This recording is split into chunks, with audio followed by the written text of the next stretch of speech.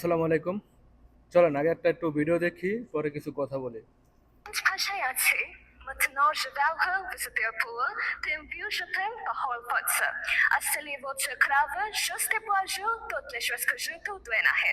যার অর্থ এই যে ফ্যাসিবাদ কখনোই হঠাৎ করে ট্যাঙ্কের গর্জনে কিংবা বন্দুকের নলের মুখে জন্ম নেয় না।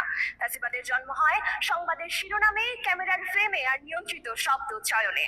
যেদিন সংবাদ মাধ্যম সত্য প্রচারের দায়িত্ব ছেড়ে ক্ষমতার প্রচারক হয়ে ওঠে, সেদিনই একটি সমাজ প্রথমবারের মতো ফ্যাসিবাদ। আচ্ছা, এই বক্তব্যটা কয়েকদিন আগে যে বিটিভি বাংলাদেশ টেলিভিশনের আর কি বিতর্ক প্রতিযোগিতায় মেয়েটা বক্তব্য দিছে। তো সেই জায়গায় সে কিছু ফ্রান্স ভাষা বলছে, ছোট্ট একটু ফ্রান্স ভাষা বলছে, মানে প্রবাদ বাক্যের মতনে।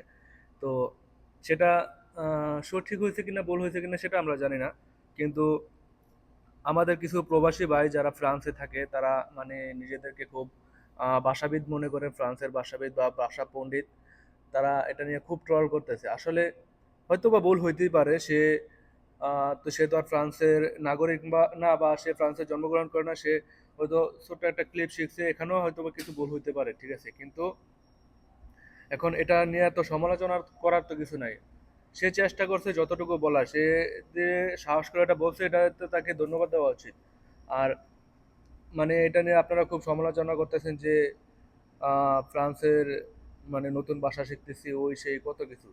কিন্তু সে যে পরবর্তীতে কি কথাগুলো বলছে সেগুলো নিয়ে তো আপনারা মানে ই করলেন না, যে প্রশংসা করলেন না যে না পরবর্তীতে কথাগুলো ভালো বলছে। এখন পরবর্তীতে সে বলছে যে ফেসিবাদ কিভাবে তৈরি হয়ে ওঠে, মানে সংবাদ মাধ্যম